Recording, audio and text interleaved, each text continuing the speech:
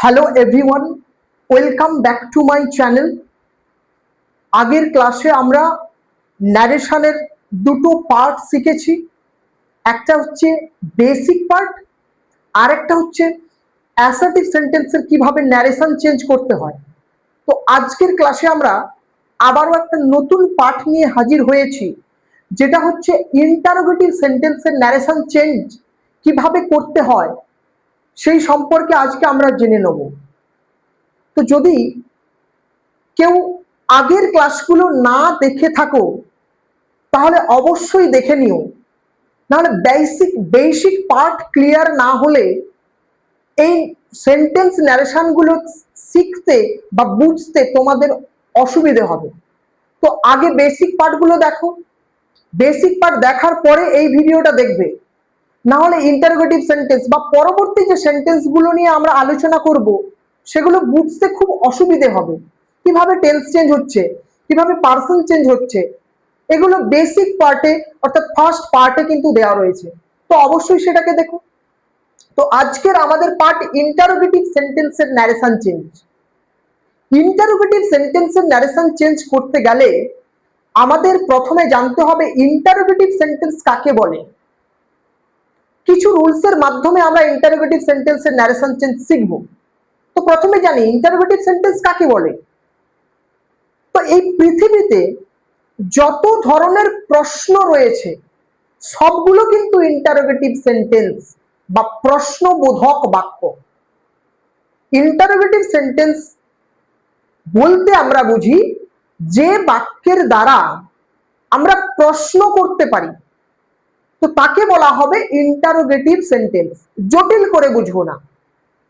তাহলে interrogative sentence আমরা কাকে বললাম না, যে বাক্যগুলোর দ্বারা আমরা প্রশ্ন করতে পারি। এই পৃথিবীতে যত ধরনের প্রশ্ন রয়েছে তাকেই বলবো ইন্টারোগেটিভ সেন্টেন্স। তো ইন্টারোগেটিভ সেন্টেন্স আমরা কি করে বুঝবো? শেষে অবশ্যই একটা ইন্টারোগেশন মার্ক থাকবে, এটাকে বলা হয় ইন্টারোগেশন মার্ক।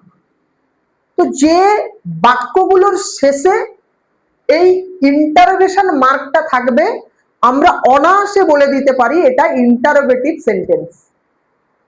তো ইন্টারোগেটিভ সেন্টেন্স জানার আগে বা ইন্টারোগেটিভ সেন্টেন্স জানতে গেলে আমাদের দুটো জিনিস জানতে হবে। আমরা তো জানলাম ইন্টারোগেটিভ সেন্টেন্স মানে হচ্ছে কোশ্চেন, প্রশ্নবোধক বাক্য। তো এই প্রশ্নকে আমরা দুটো ভাগে ভাগ করতে পারি। কি কি? এক নম্বর যেটা সেটা হচ্ছে ইয়েস নো কোশ্চেন, আর দ্বিতীয় যেটা সেটা হচ্ছে ডব্লিউএইচ কোশ্চেন। তাহলে আমরা কোশ্চেনকে দুটো ভাগে ভাগ করতে পারলাম, একটা ইয়েস নো কোশ্চেন আর একটা WH question. Yes no question আমরা কাকে বলবো? যে প্রশ্নের উত্তর হ্যাঁ অথবা না আসবে তাকেই বলবো আমরা ইয়েস নো কোশ্চেন। তাহলে ইয়েস নো কোশ্চেন কাকে বললাম? যে প্রশ্নের উত্তর ইয়েস অথবা নো আসবে। এক্সাম্পল যদি বলা হয়, do you know the man, তুমি কি মানুষটাকে জানো, তাহলে কি বলবো আমরা? ইয়েস অথবা নো বলবো, যে আমি মানুষটাকে জানি না, না বলবো বা হ্যাঁ বলবো। তাহলে যে সেন্টেন্সটার দ্বারা আমাদের উত্তরটা হ্যাঁ অথবা না হবে তখন সেটাকে বলবো ইয়েস নো কোশ্চেন। আর একটা যেটা থাকলো সেটা হচ্ছে ডব্লিউএইচ টাইপ, মানে ডব্লিউএইচ কোশ্চেন কাকে বলবো? যে প্রশ্নের উত্তর বিবৃতিমূলক আসবে, মানে আমাকে ব্যাখ্যা করে বলতে হবে। এক্সাম্পল হিসেবে যদি বলা হয় হোয়াট ইজ ইউর নেম বা হোয়ার ডু ইউ লিভ, কোথায় তুমি বসবাস করো, তাহলে আমি কি বলতে পারবো ইয়েস বা নো? বলতে পারবো কি? অবশ্যই বলতে পারবো না। তো আমাকে কি বলতে হবে? যখন আমাকে কেউ প্রশ্ন করলো হোয়ার ডু ইউ লিভ, তাহলে কি আমি ইয়েস বলবো? না, তখন বলতে হবে আই লিভ ইন কলকাতা বা কোন একটা প্লেসের নাম। তার মানে আমাকে কোশ্চেনের অ্যান্সারটাকে বিবৃতি বা ব্যাখ্যা করে বলতে হচ্ছে। তো তার জন্য তাকে বলা হবে ডব্লিউএইচ টাইপ। তাহলে আমরা কোশ্চেনের দুটো টাইপ শিখলাম, একটা ইয়েস নো আর একটা ডব্লিউএইচ। তাহলে ইয়েস নো কি আর একবার বলে দিচ্ছি। ইয়েস নো হচ্ছে যে প্রশ্নের উত্তর হ্যাঁ অথবা না আসবে তাকে বলবো ইয়েস নো কোশ্চেন। আর WH কোশ্চেন কাকে বলবো? যে প্রশ্নের উত্তর ব্যাখ্যামূলক আসবে তখন সেটাকে বলবো WH কোশ্চেন। এই কনসেপ্ট গুলো আগে ক্লিয়ার করতে হবে। তো প্রথমে ইয়েস নো কোশ্চেন চেনার উপায়টা কি? ইয়েস নো কোশ্চেন সবসময় অক্সিলিয়ারি ভার্ব বা হেল্পিং ভার্ব দিয়ে শুরু হয়। তো দেখো am, is, are, was, were, do, does, did, shall, will, can, আরো রয়েছে could, will, would, may, might, must, এগুলো দিয়ে আমাদের yes no কোশ্চেন শুরু হয়। আর WH কোশ্চেন শুরু হয় কি দিয়ে? সমস্ত WH ওয়ার্ড দিয়ে। আমাদের ইংরেজিতে টোটাল 9টা WH ওয়ার্ড রয়েছে। কি কি? Who, whom, whose, what, which, why, where, when, how, এগুলো এই টোটাল 9খানা WH ওয়ার্ড রয়েছে। তো WH ওয়ার্ড দিয়ে যখন বাক্যটা শুরু হবে তখন সেটাকে তো আমরা ইন্টারোগেটিভ সেন্টেন্স বলবো, কিন্তু এটা WH কোশ্চেন বলতে হবে। তাহলে ইয়েস নো কোশ্চেন চেনার উপায় কি? অক্সিলিয়ারি ভার্ব বা হেল্পিং ভার্ব দিয়ে শুরু হবে। আর WH কোশ্চেনের ক্ষেত্রে কি হবে? WH ওয়ার্ড দিয়ে শুরু হবে। তাহলে ইয়েস নো কোশ্চেন কোনটাকে বলবো, WH কোশ্চেন কোনটাকে বলবো আমরা অবশ্যই বুঝতে পারলাম। এরপরে আসবো আমাদের ইন্টারোগেটিভ সেন্টেন্সের ন্যারেশন চেঞ্জ করতে গেলে দুটোর আলাদা আলাদা হবে। অর্থাৎ ইয়েস নো কোশ্চেনের ক্ষেত্রে আলাদা, WH কোশ্চেনের ক্ষেত্রে আলাদা, কিছুটা জায়গা আলাদা, পুরোপুরি আলাদা নয়। তো প্রথমে আমরা দেখে নেব ইয়েস নো কোশ্চেনের কিভাবে আমরা ন্যারেশন চেঞ্জ করতে পারি। তো দেখো একটা এক্সাম্পল দেওয়া আছে, ভিজ দেওয়া আছে। ভিজ কথার অর্থ আমরা জানি উদাহরণ। এক্সাম্পল মানে যেমন জানি আমরা উদাহরণ, ঠিক তেমন ভাবে ভিজ কথার অর্থ কিন্তু উদাহরণ। তো প্রথমটাতে দেওয়া আছে, আমরা প্রথমে ইয়েস নো কোশ্চেনের ন্যারেশন চেঞ্জ শিখবো। তো দেখো he said to me are you reading a novel.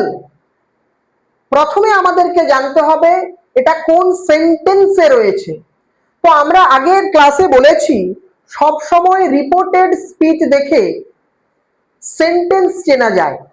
তাহলে আমরা কমা ইনভার্টেড কমার মধ্যে যে জিনিসটা থাকে বা যে সেন্টেন্সটা থাকে সেটাকে আমরা বলি রিপোর্টেড স্পিচ। আর কমা ইনভার্টেড কমার বাইরে যেটা থাকে সেটাকে বলা হয় রিপোর্টিং ভার্ব। তো এই রিপোর্টেড স্পিচটাকে দেখে আমরা চিনবো যে এটা কোন সেন্টেন্সে রয়েছে। তো অবশ্যই আমাদের শেষে একটা ইন্টারোগেশন মার্ক দেওয়া আছে, বা আমরা পড়েও বুঝতে পারি are you reading a novel, তুমি কি উপন্যাস পড়ছো।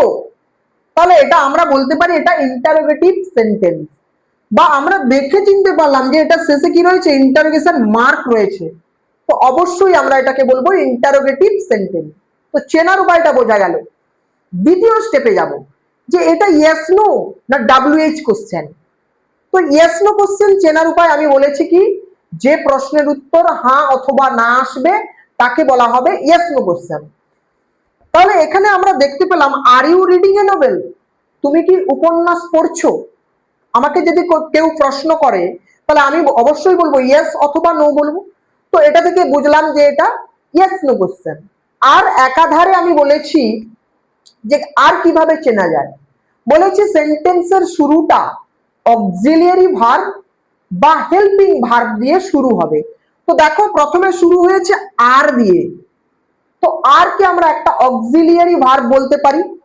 তো আর দিয়ে শুরু হয়েছে, শেষে ইন্টারোগেশন মার্ক রয়েছে, তাই এটাকে আমরা বলবো ইয়েস নো কোশ্চেন। ক্লিয়ার? তাহলে আমরা চিনতে পারলাম প্রথম স্টেপে যে এটা ইন্টারোগেটিভ সেন্টেন্সের ইয়েস নো কোশ্চেন। তো দ্বিতীয় আমরা কিভাবে ন্যারেশন চেঞ্জ করব ইয়েস নো কোশ্চেনের ক্ষেত্রে। তো দেখো প্রথমে সাবজেক্ট যা থাকে তাই বসে যায়, এখানে হি রয়েছে, হি বসে গেল। এবার সেড টু আমরা অ্যাসার্টিভের ক্ষেত্রে করেছি, সেড টু থাকলে টোল্ড হয়, কিন্তু ইন্টারোগেটিভ সেন্টেন্সের ক্ষেত্রে আলাদা হয়। কি হয় সেটা দেখো, ডিরেক্ট থেকে ইনডিরেক্ট করতে গেলে যদি রিপোর্টিং ভার্বে সে টু থাকে তাহলে হয়ে যায় আস্ক। যদি সেজ টু থাকে তাহলে হয়ে যায় আস্ক, একটা এস যোগ হয়ে যায়। যদি সেড টু থাকে তাহলে হয়ে যায় আক্সড। তো এখানে আমরা দেখতে পেয়েছি সেড টু রয়েছে, তার মানে আমরা এই নিয়ম অনুযায়ী সেড টুর পরিবর্তে আমরা আক্সড ব্যবহার করব। তাহলে হি আক্সড, এবার অবজেক্ট যা আছে তাই বসবে, মি। এবার আসবো কমা ইনভার্টেড কমার পরিবর্তে।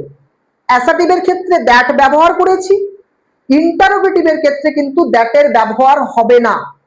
কিসের ব্যবহার হবে? দেখো ইন্টারোগেটিভের ক্ষেত্রে ইয়েস নো কোশ্চেন হলে কমা ইনভার্টেড কমার পরিবর্তে ইফ বা হোয়েদার ব্যবহার করতে হয়। তো ইফ বা হোয়েদার, ইফ কথার অর্থ যদি, হোয়েদার কথার অর্থ যদি। তো আমরা সবসময় চেষ্টা করব ইফের ব্যবহারটা করা। কারণটা কি? ইফের বানানটা আমাদের ভুল হওয়ার চান্স খুব কম থাকে, কিন্তু হোয়েদার এই বানানটা লিখতে গিয়ে আমরা অনেকেই ভুল করে ফেলি, তাই আমরা এখানে লিখবো কি ইফ। তাহলে ইয়েস নো কোশ্চেনের ক্ষেত্রে কমা ইনভার্টেড কমার পরিবর্তে আমরা ইফ ব্যবহার করব লিঙ্কার হিসেবে। এরপরে আমরা যা চেঞ্জ করব, রিপোর্টেড স্পিচটার যে চেঞ্জ করব, সেই চেঞ্জটা কিন্তু একেবারে স্টেটমেন্টে রূপান্তরিত হবে, মানে অ্যাসার্টিভ ফরম্যাটে রূপান্তরিত হবে। তাহলে ইয়েস নো কোশ্চেনের ক্ষেত্রে বা ইন্টারোগেটিভ সেন্টেন্সের ক্ষেত্রে যখন ডিরেক্ট থেকে ইনডিরেক্ট ন্যারেশনে যাব, রিপোর্টেড স্পিচটার পরিবর্তন এস ভি ও প্যাটার্নে, অর্থাৎ এটা হচ্ছে স্টেটমেন্ট, অ্যাসার্টিভ সেন্টেন্সের প্যাটার্নে কিন্তু রূপান্তরিত হয়ে যাবে। মানে এই সেন্টেন্সের সাবজেক্টকে আগে লিখতে হবে, তারপরে ভার্ব, তারপরে অবজেক্ট। তাহলে এখানে সাবজেক্টকে যদি আগে লিখতে হয়, তাহলে এখানে সাবজেক্ট রয়েছে ইউ, ইউটা হচ্ছে সেকেন্ড পারসন। তাহলে সেকেন্ড পারসন আমরা জানি কাকে ফলো করে, রিপোর্টিং ভার্বের অবজেক্টকে ফলো করে। তাহলে অবজেক্ট এখানে রয়েছে মি। তাহলে মি থাকার জন্য আমি এখানে যেহেতু সাবজেক্টের ফর্মে বসাচ্ছি, তাই এখানে আমরা লিখবো আই। হলো। তাহলে প্রথমে সাবজেক্ট বসালাম। তাহলে কি বললাম যে ইন্টারোগেটিভ সেন্টেন্সের ক্ষেত্রে যখন ডিরেক্ট থেকে ইনডিরেক্ট ন্যারেশনে রূপান্তরিত করতে যাব, তখন সেই ইন্টারোগেটিভ সেন্টেন্সটা আর থাকবে না, তখন সেটা স্টেটমেন্ট বা বিবৃতিমূলক বাক্যে রূপান্তরিত হয়ে যায়। তো বিবৃতিমূলক বাক্যে রূপান্তরিত হতে গেলে তাহলে আমাকে প্রথমে সাবজেক্ট নিয়ে আসতে হবে। তো আমি বসালাম প্রথমে সাবজেক্ট আই। এরপরে আমরা দেখব যে ভার্বের ব্যবহার।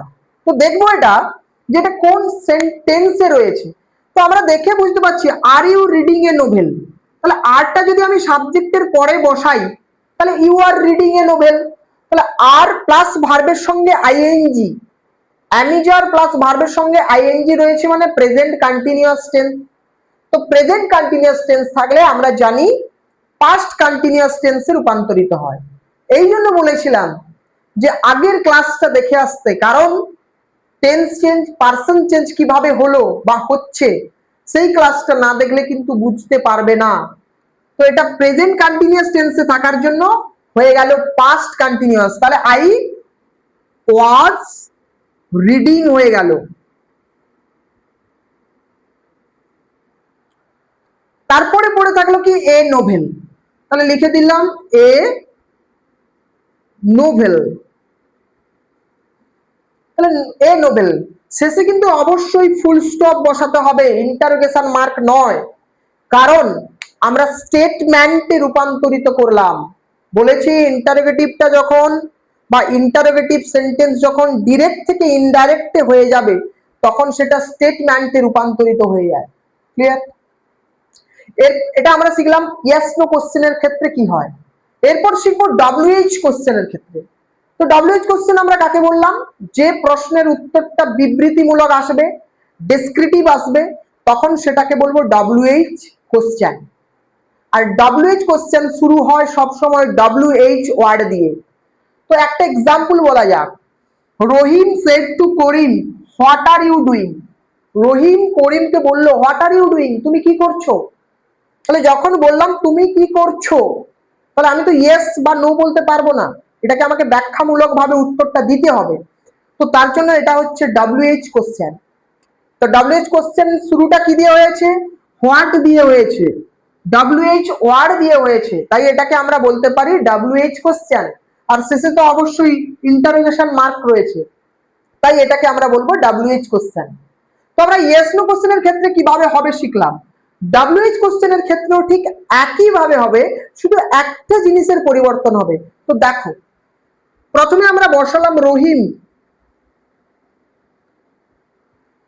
এবার সেট টু, ইন্টারোগেটিভ সেন্টেন্সের ক্ষেত্রে সেট টু থাকলে আস, সেট টু থাকলে আস, সেট টু থাকলে আক্সড। তো আমরা দেখলাম সেট টু রয়েছে, তাই এখানে আমরা বসাবো আক্সড। এবার অবজেক্ট রয়েছে করিম, এরপরে কমা ইনভার্টেড কমা, এখানেই পরিবর্তনটা একটু আলাদা হয়ে যায়। Comma inverted comma yes no কোশ্চেনের ক্ষেত্রে ইফ বা ওয়েদারে ব্যবহার করেছি, কিন্তু WH কোশ্চেনের ক্ষেত্রে আমরা সেন্টেন্সের মধ্যে যেই WH ওয়ার্ডটা রয়েছে সেই ওয়ার্ডটাই কমা ইনভার্টেড কমার পরিবর্তে বসাতে হয়, তাহলে WH ওয়ার্ডটা অপরিবর্তিত থেকে যায়। তাহলে WH ওয়ার্ড কি রয়েছে? হোয়াট, তাহলে কমা ইনভার্টেড কমাকে তুলে দিয়ে আমি কি বসাবো? যেই WH ওয়ার্ডটা রয়েছে সেটাই বসাবো। হোয়াট ছিল, হোয়াট বসিয়ে দিয়েছি। এরপরে আর ইউ ডুইং রয়েছে, বলেছি ইন্টারোগেটিভ সেন্টেন্সের ন্যারেশন চেঞ্জ করতে গেলে, সেটা ডিরেক্ট থেকে ইনডিরেক্ট করতে গেলে সেটা কনভার্ট হয়ে যায় অ্যাসার্টিভ সেন্টেন্সে বা স্টেটমেন্টে কনভার্ট হয়ে যায়। তো এখানে আমরা যদি বলি সাবজেক্ট ভার্ব অবজেক্ট অনুযায়ী লিখবো, তাহলে সাবজেক্ট রয়েছে ইউ, সেকেন্ড পারসন, তাহলে কাকে ফলো করবে? রিপোর্টিং ভার্বের অবজেক্টকে, করিমকে। তাহলে করিম যেহেতু ছেলে, তাই আমি এখানে লিখবো হি। এরপরে রয়েছে আর ডুইং, আর ডুইং মানে হচ্ছে কন্টিনিউয়াস টেন্স, প্রেজেন্ট কন্টিনিউয়াস, তাহলে সেটা রূপান্তরিত হবে কিসে? পাস্ট কন্টিনিউয়াসে রূপান্তরিত হবে। তাহলে হি ওয়াজ ডুইং। এটা গেল WH কোশ্চেনের ন্যারেশন চেঞ্জ। হ্যাঁ, অবশ্যই কিন্তু শেষে ফুল স্টপ দিতে হবে, ইন্টারোগেশন মার্ক থাকবে না, কারণ এটা আমি স্টেটমেন্টে রূপান্তরিত করছি। ক্লিয়ার? এটা গেল ইন্টারোগেটিভ সেন্টেন্সের ন্যারেশন চেঞ্জ। তো কোনো ডাউট যদি থাকে এটাকে নিয়ে, তো কমেন্ট বক্সে জানাবে, অবশ্যই আরো ক্লাস করে দেবো যদি কোনো জায়গায় বোঝার অসুবিধে থাকে। ক্লিয়ার? তো এর পরের ভিডিওতে আমরা পরের সেন্টেন্সটা নিয়ে হাজির হব। তো যদি এই ক্লাসটা তোমাদের ভালো লাগে তো অবশ্যই একটা লাইক, শেয়ার এবং সাবস্ক্রাইব করে দিও। পাশে থাকা বেল আইকনটা প্রেস করে রেখো, পরবর্তীকালে নতুন নতুন গ্রামারের আপডেট ভিডিওগুলো বা ক্লাস 8 থেকে 12 লেভেলের সমস্ত প্রোজ পোয়েট্রিগুলো জানার জন্য এই চ্যানেলটাকে ফলো রাখো।